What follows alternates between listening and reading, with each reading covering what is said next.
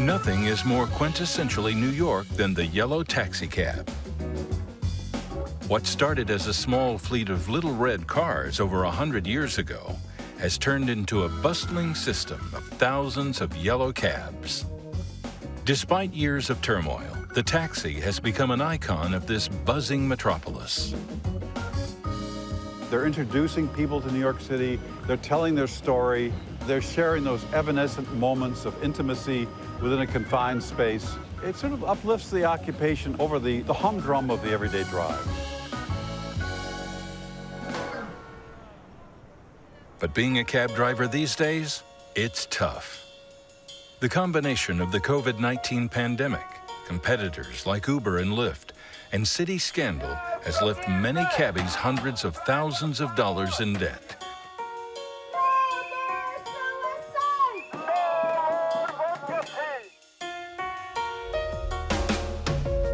And this forever-changing industry may soon not need drivers behind the wheel at all. If Optimus Ride can be successful in New York City, it can be successful anywhere. But first, it was the yellow cab that saw success on these streets.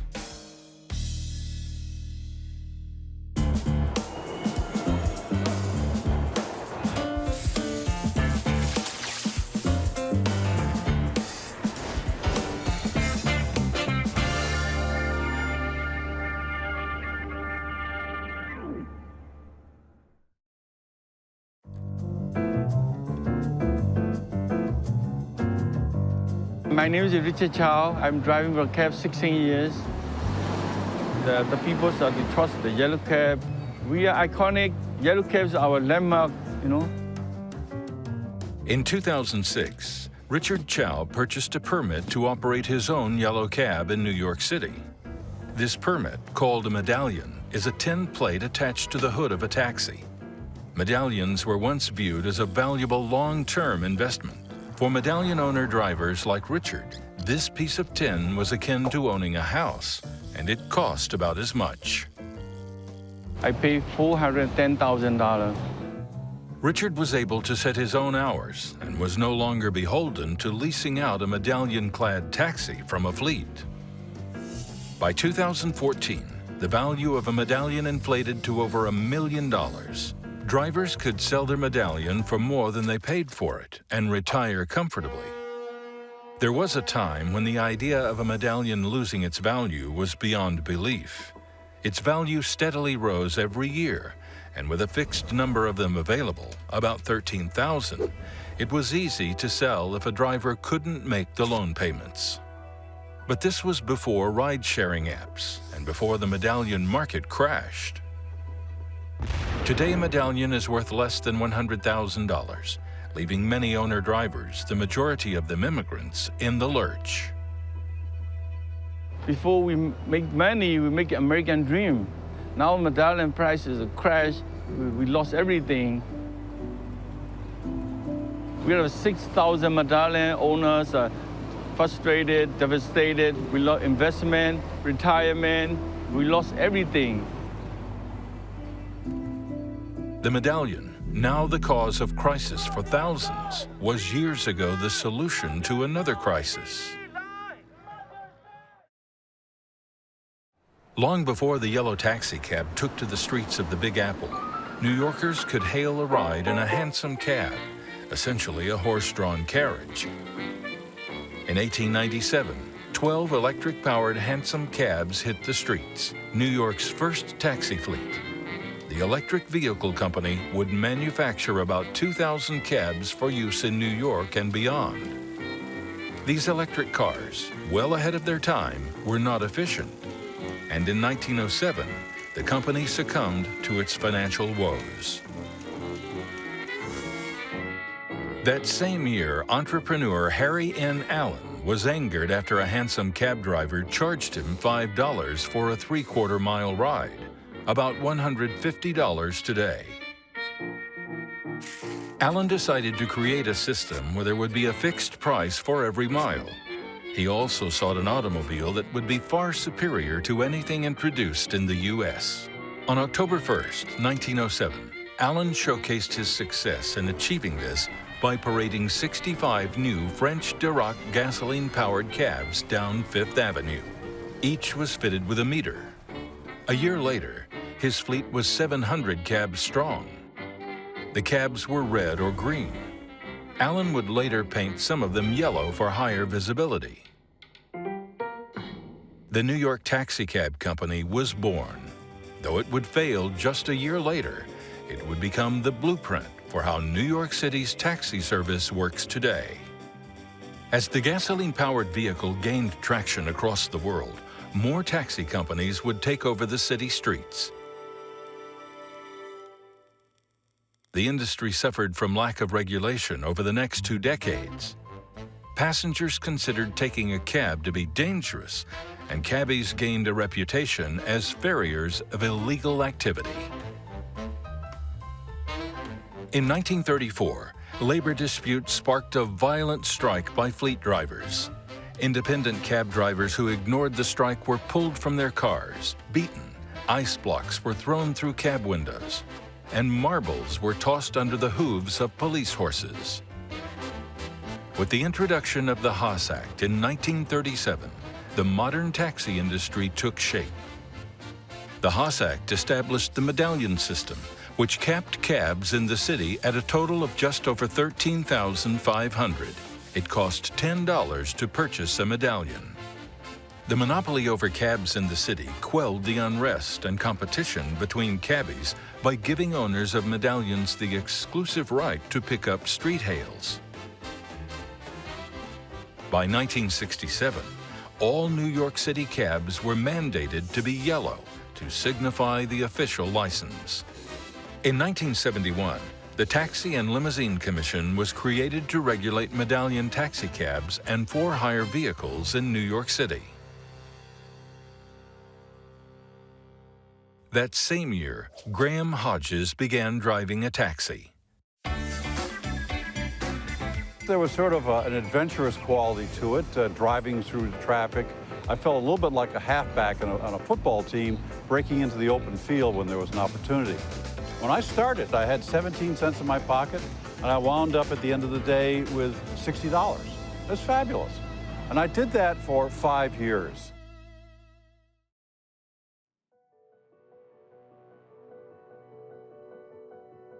What I found is that little by little, I was turning in earlier, making less money. The job was breaking me. It was simply wearing down my body and my psyche, and I felt I had to get out of it. It was an extraordinary experience. I'm glad I got out of it, and I feel a lot of empathy for the guys who stayed in it. They know their job is gritty. It's a heartbreaking occupation. At the same time, they feel like they're doing something important. They're introducing people to New York City. They're telling their story. They're sharing those evanescent moments of intimacy within a confined space. It sort of uplifts the occupation over the humdrum of the everyday drive.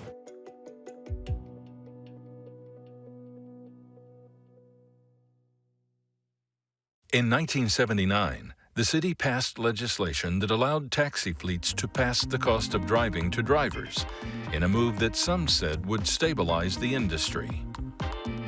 With the Lease Driver Act, the driver had to put up money before he even got behind the wheel. Okay? And this means that for most drivers, it would be several days of work before they would make any money for the week. That's a fundamental change.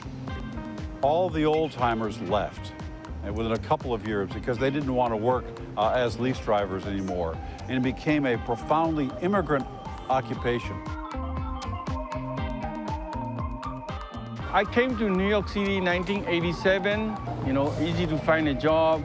We are making American dream to come into the New York City. Cab drivers like Richard worked long hours in the days before he owned his medallion. Before I driving 5 a.m. into the 5 p.m. Plus, I spend my time coming to go to the garage, 15 hours on the street.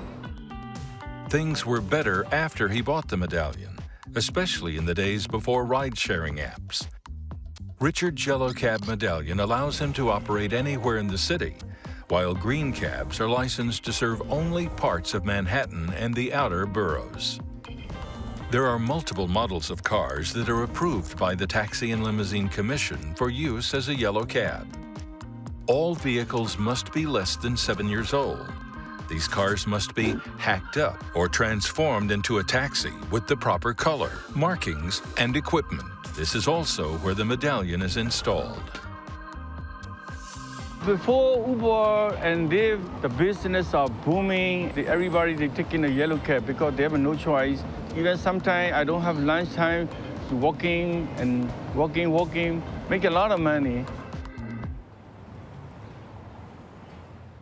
In the years before Uber's popularity took off in New York City, the yellow cab business was strong. In 2011, the city allowed ride-sharing apps to join the chorus of cars already on the streets, meeting resistance from the then-thriving cab industry. By 2017, it had taken over the majority of rides.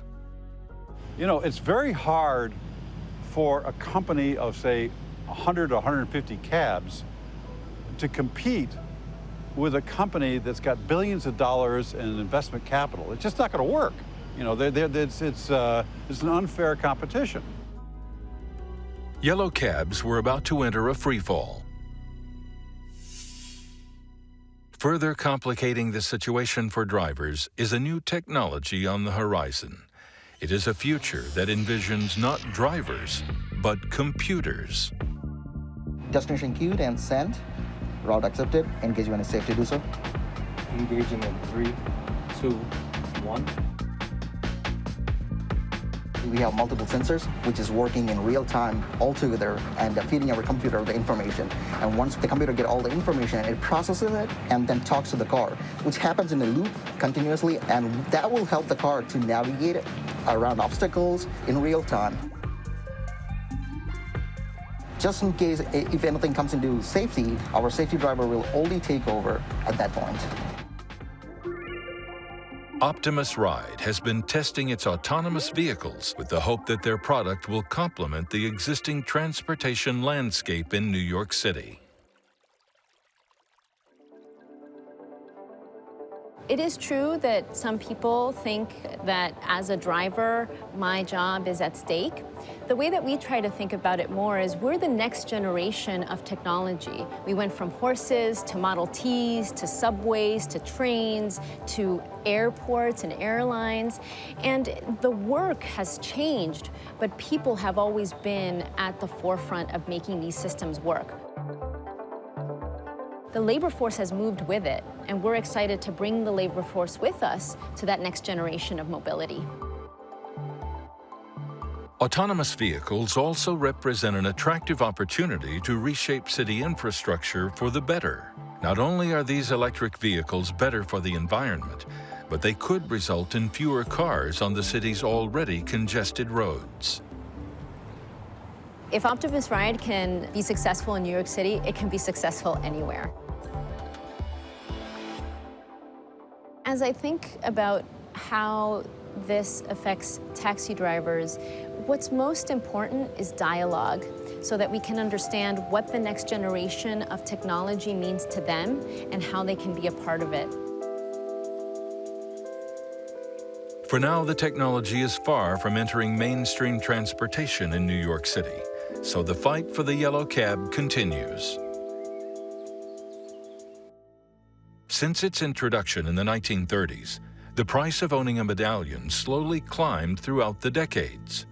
By 2014, a Medallion was worth more than $1 million, but the bubble was about to burst. According to a Pulitzer Prize-winning investigation by the New York Times, it was all due to a predatory lending scheme that often targeted immigrants who didn't know what they were signing up for. Much like the 2008 housing crisis, Medallion owners were left with astounding amounts of debt.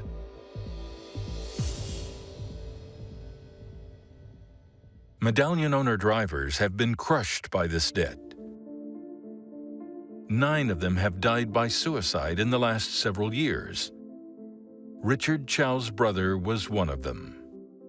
My brother's name is Kenny Chow. He saw me, I bought the medallion, I make the American dream, and he saved the money, he bought the medallion, $700,000. My brother unable to pay back the bank, the mortgage. Fellow driver Augustine Tang also knew Kenny. He had more hope than I did. He was saying the city has to do something right. But again, a year passed by, 2 years passed by, and couldn't survive, and it was a lot to take. 2018, he committed suicide near Gracie Mansion, the East River.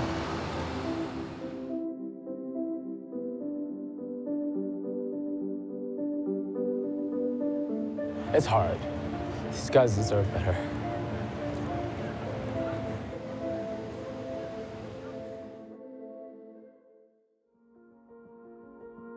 It's stories like this that brought many drivers out to City Hall to protest the debt. It's a fight that gained more urgency in the wake of the COVID-19 pandemic. While before, there were about 10,500 taxis on the streets, that number was reduced to about 3,500 over a year into the pandemic.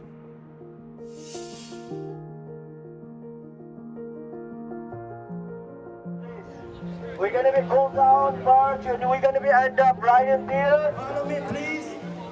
Line up. No more suicide! No more bankruptcy! No more suicide! We are asking for your mercy. We are asking for your help, and we want you to listen. As far as I'm concerned, the city's one of the central culprits behind the collapse of the medallion market. The city engaged in deceptive advertising and speculative auctions and turned a blind eye to predatory loans. And the city has a moral responsibility to make these drivers whole. The city took everything away from me. I built the city. I built this city from scratch. We are the yellow cab driver, South Asia, Haitian, the West Indian, all of us, we built. We want justice. Not to the union. Not to the union. We want justice.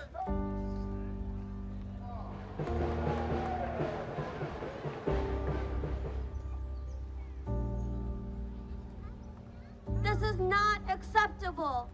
All the drivers that work, they did everything right. Everything right. People working 60 hours a week for less than $10 an hour. This is poverty. This is indentured servitude. It's against the law. The city can fix this.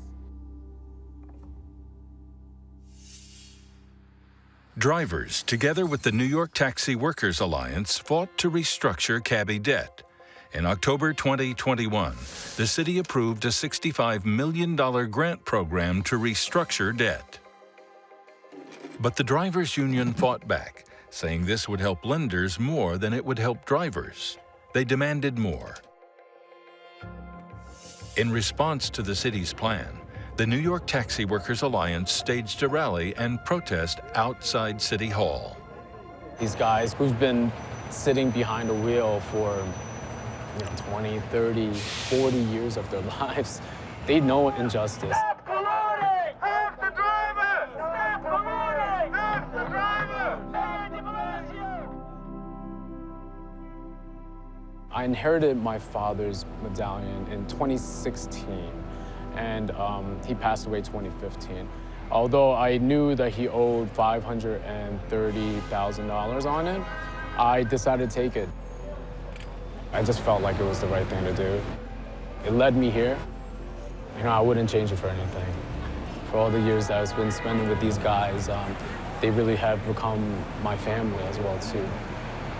And I'm very lucky to be where I am. But any way to save these guys from losing their homes, they really lost their retirement. And I really think we could build a better industry together, but this comes first.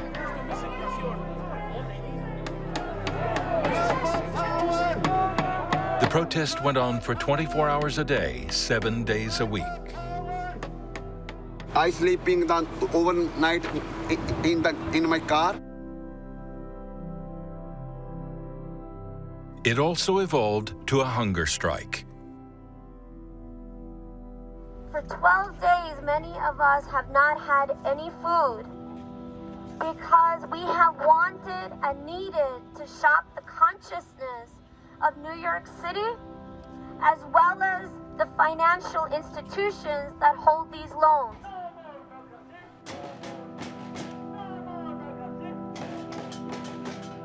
Pretty fatigued overall. I signed up for 2 days. I didn't think I could make it to day 8, but here we are. Richard, who lost his brother, continued the fight for a better future for himself and the rest of his fellow medallion owners. I'm fighting for the hunger strike for 10 days today. We are stay hopeful. We are keep going fighting for justice and fairness. The taxi industry has been a long-standing fixture and institution in the heart of our city. And it's an industry that largely employs immigrants who came here in search for a better life. And these immigrants had the American dream stolen from them, had their livelihoods and their retirement security stolen from them. So they represent what is best about our country and our city, and we should do right by them. After years of tension, nearly 50 days of nonstop protesting and a hunger strike, a deal was finally struck on November 3rd, 2021. Many drivers will get millions more dollars of debt relief. We have seen drivers who are here with us today who are being asked to pay more than $3,800 a month. And now that driver will pay $1,122. Brothers and sisters of the New York Taxi Workers Alliance, we did it!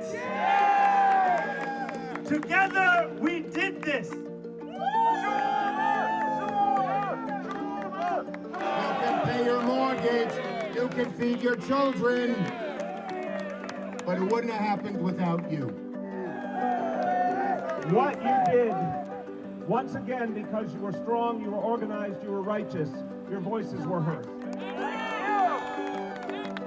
Give it up to the one and only Richard Chang!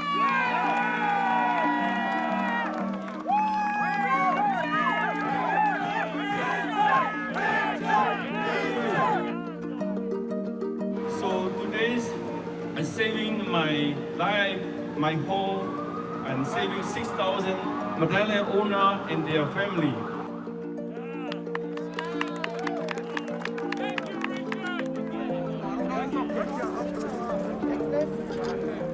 When you wake up, it still seems like a dream. And for many of us, I think we call each other during the week, and immediately we say, we did it, and you hear it in our voice. We just have a little bit more pep in our step, and we're just happy to be out of this crisis. For us, we are just so happy to be out of it, and knowing when we chant, no more suicides, no more bankruptcies, we really mean it, and it's there's no more, and I'm very happy about that.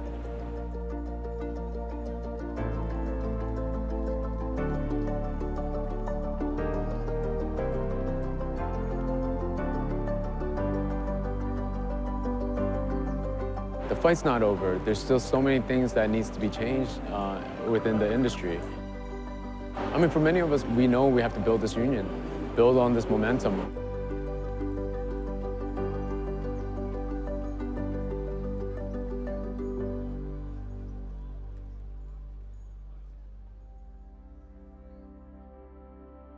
New York City wouldn't be what it is today without the yellow cab. In a city that has at times been so difficult to get around, the cab has been constant through the decades, long before other transportation alternatives began to pop up. I would dispute that the yellow cab is finished. I think cabs are coming back now. With Uber and Lyft raising their fares, suddenly cabs are a good deal. And people can embrace the sense of really being part of New York City history by riding in cabs, because they've been there for over a century now. You cannot change anything. Like a Empire State Building, The yellow cabs, also, this is our landmark.